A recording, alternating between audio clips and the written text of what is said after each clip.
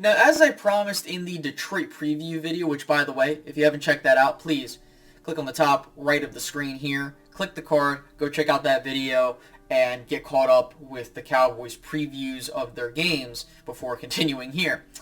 Now, with that being said, we're going to be going over the NFC playoff picture on a bi-weekly basis. As we get further and further through the season, a lot can change on a week-to-week basis. So to make sure that we have a bit more of information to go off of, we'll do bi-weekly until we hit the finish line. So we're going to go over who's in the playoff picture right now, as if the season were to end today. What are my vibes going on with the NFC? How do I feel the Cowboys have in terms of their chances? And, versus the other teams, and, if there were matchups that ended today, who would I pick and why? So, before we get into that, if you can like the video, that'd be greatly appreciated. Subscribe if you're new, and hit that notification bell. And with that being said, let's get started. So, the first team, first seed, Philadelphia Eagles. We are very much well aware that they are the last remaining undefeated team in the NFL, and with that, how they've been playing football has been a style of we will beat you early and then we coast to victory. But the thing is, and this has happened for the past 2 weeks now, is the Eagles have had large leads that have diminished and they won games at the very end of the fourth quarter, which to me is not a sustainable way to win games. And that's just me being as objective as possible. That doesn't mean that Philadelphia can't continue to muster wins. It's just as we get further and further along, you don't want that to come and bite you in the ass. So I think the Eagles need to be able to close out games better. That's really their only weakness right now. I think that otherwise they're playing a style of football that works, which I've said last year that if they can get the run game going with Jalen Hurts, I think they would be a solid team. So they're just continuing their strides there. But with that being said, they have to continue to win games. As we know, as you continue to stack wins, that mantra of remaining undefeated will eventually get stuck, and then you either drop some games. Because we saw what happened last year with Arizona. We've seen what happened the year before that, with Pittsburgh. So again, you want to kind of just be cautious of that and just remember to play football continuously through. Not only in the games, but the seasons. Because, again, we're still in October, so a lot can change with what we talk about here, and even into the next video we do. So, Philadelphia Eagles, number 1 seed, they would earn the bye week. Next, we move into the wild card players, and specifically the division winners. The Minnesota Vikings are currently 5-1. They share the same record as the New York Giants at 5-1. And with that, the Vikings have been a good team thus far. Aside from them losing to Philadelphia on Monday night with the primetime Kirk Cousins-led Vikings, I think that this has been a Vikings team that has played clean football pretty much this entire season up to this point. The question is, with the Vikings, do they continue this or will they fall apart? We've seen this happen to them before, but I think with Kevin O'Connell, their new head coach, I think that he has definitely done a good job at having this offense playing at a high capacity. And I think that as long as they continue to strand wins together, I think they're going to be a team to be reckoned with. But again, I think for me, what I need to see from the Vikings is for them to perform better on the primetime slots moving forward. So that's the big thing with Minnesota is I need them to do better on the primetime games. And they will have some primetime games coming up. And we'll talk about that later down the line. But as for that, I really like what Minnesota's been doing this season. Next, we have the Tampa Bay Buccaneers and the San Francisco 49ers, both at 3-3 apiece. Now, they are tied in their division for 3-3 with Atlanta, with the Buccaneers, and then for the 49ers, they're tied with Seattle and the Rams. Now, for both of these teams, I'm going to just start with Tampa Bay. Tampa Bay looks lost at the moment. I think that they have offensive firepower to work with, but it just looks so out of whack that you really look at a team that you better hope that they're bringing their A game, because it's like if they get punched in the mouth, they'll just lie down. And I think that when you look at the matchup that they had with the Cowboys at the beginning of the season, I really look at that Cowboys team that's like, this is a different Cowboys team now. and that's the matchup they would have, but we'll get to the matchups in a second. But I really don't like what Tampa Bay's been doing thus far. They look like they're playing sloppy football. But then again, like, they've been up and down when they won the Super Bowl back in 2020, and so I'm kind of holding my breath there. I'm going to wait to see if that offense clicks, but right now, not looking so hot. Next, the 49ers, they pretty much look like they're the same team from last year. Jimmy G's doing effective of enough offense. The team is making enough plays, and the defense is doing their thing. They do look like a team that if they can get hot at the right time, they can do what they did last year and make it to the NFC Championship game. But I'm holding my thoughts there until again we get more information, because for all we know, they might fall out of the playoff picture or they continue and they're playing better. So that's something to keep an eye out on.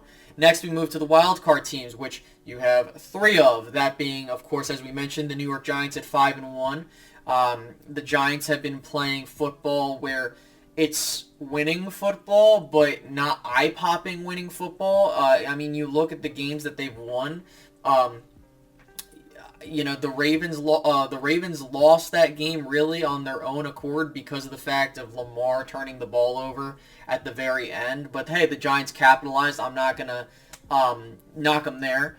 The Packers, they had a good lead on them in London. They happened to lose that game as well. Then you kind of look at the other games that they've had, and it's really just been they're winning the close games that, you need to win if you want to get to the postseason, and they're way ahead of schedule on their rebuild. But what I have concerns about is how Daniel Jones will continue to play, because I feel like with them playing the Cowboys, you kind of saw a sense of, okay, if we have to win a game off of the arm of Daniel Jones, we might struggle. And I think that for them, if they can hope that Daniel Jones gets better and this passing attack gets better, they'll be a decent team. But right now, the 5-1 record, they've earned it, but I think they need to show me a little bit more before I consider them as a legitimate contender. Next, we move to the number 6 spot, and that is going to be your Dallas Cowboys. My Dallas Cowboys, our Dallas Cowboys. The Dallas Cowboys sitting at 4-2. There are only 3 teams ahead of them in terms of a better record. And I'm going to be honest with you, the 4-2 record from the Cowboys is primarily with their defense anchoring the ship for this time. They've had Cooper Rush for the last 5 weeks, and they've gone 4-1 in that stretch, and they've looked like a much different football team. What is going to be the massive question mark surrounding the Dallas Cowboys is how do they look when Dak Prescott is reinserted into the lineup, because we have not seen the Cowboys at full strength offensively. And on their defense, they have been on their A game. Yes, they had a bit of a hiccup in Philadelphia, but the fact is that, they were not really given true opportunity to showcase themselves, because when you have a team that, when your offense spots them basically 13 points and good field position, that's all I'm going to say there. But they really nearly clamped down Philly enough for the Cowboys to mount a comeback, but I would say that's something to keep an eye on moving forward, because their ability to stop the run looks a bit weary there. So that's really my big concern. And how Kellen Moore will continue to call this offense moving forward when Dak is back, because I think that the Cowboys are that one question mark away from really us giving a true answer of what kind of team they are. Because if Dak Prescott returns and he is near what he did in 2021 at the start of the season and the injuries aren't bothering him, I think the Cowboys could have a legitimate shot to make a run here. And that's not me just saying that as a Cowboys fan. I'm just saying that objectively, because they are playing a brand of football that wins you games like the 49ers did in last year's tournament.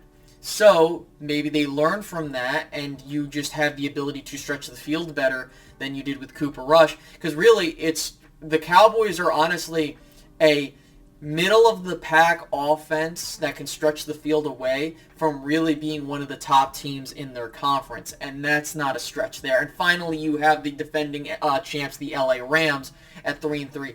They have been playing sloppy football this entire time, and I wouldn't be shocked if they kind of started getting back on a roll because they have the talent there. I think the problem is that it feels like that Super Bowl hangover is still looming over them. It's just a matter of can they get out of that rut.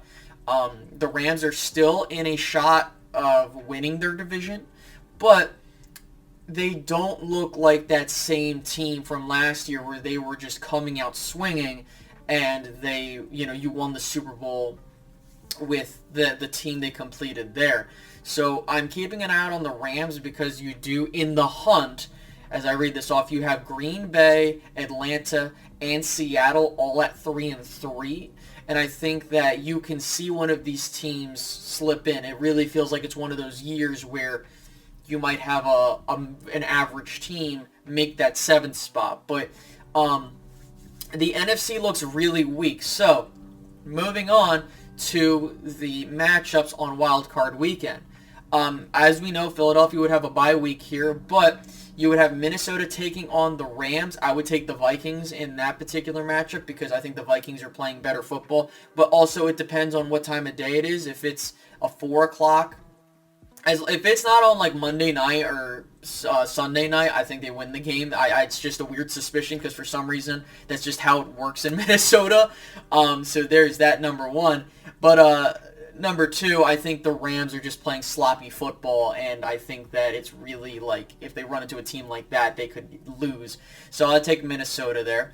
Next, you have the 3-seeded Tampa Bay Buccaneers taking on the 6-seeded Dallas Cowboys. If it were up to me, no bias whatsoever, and in my mind, how I would envision a bare minimum Dak Prescott coming back, I think the Cowboys could win in Tampa Bay. I think that for me, the Cowboys are playing better football right now than Tampa Bay is because Tampa Bay has been streaky. Tom Brady has not looked like Tom Brady of old. And, I mean, for the Cowboys, really their only way to go is up offensively with Dak returning and these weapons getting further and further acclimated, the run game getting going, and this offensive line getting better. You look defensively at the two teams. While Tampa Bay has a good defense, I think that the Cowboys have a better defense in terms of how they've been playing. Now, if it's really simple, I feel like you want to pressure Tom Brady. I think they had that formula week one. It's just their offense could not get going. And when you have them score 19 unanswered points, I mean, literally the Cowboys could have beaten them if it wasn't for how crappy that game plan was and how everybody played terrible.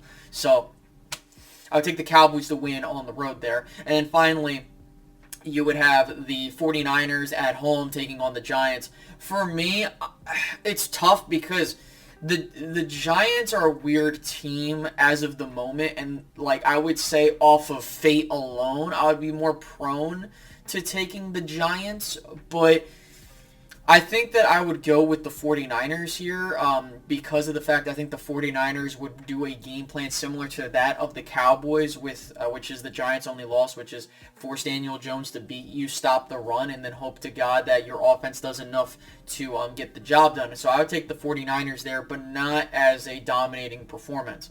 So if that is the case, that would mean that you would have the Vikings and the 49ers meeting in the divisional round, and you would have a matchup between Philadelphia and the Cowboys in the second round, which is something that I would go to since I am only 10 minutes away from Philly. I would spend my hard-earned money to go watch my Cowboys go to a playoff game, and just fingers crossed. That would be probably the de facto game of the year. I think the last time the Cowboys and the Eagles met in the postseason was back in 2009, which I do think they're on a collision course again, assuming that the Cowboys continue to do what they're doing and the Eagles continue to do what they're doing. But in terms of past the wild card round, I think the 1980 NFC Championship game. Well, no, I'm sorry. I'm thinking the 1993 divisional round when the Cowboys played the Eagles at home. I could be wrong there, but again, I think that it's really good to see the NFC East have good teams because this is the type of games that a lot of our fans are looking forward to. Imagine the amount of hype that Eagles and Cowboys fans would have for a game like this. And I mean, I would test my good mojo out there in Philadelphia. I would see, because they've only lost one game since I've seen them play And I think it's funny because, like, I don't like talking about this now because I don't think that this is going to happen because I have my thoughts on the Cowboys right now.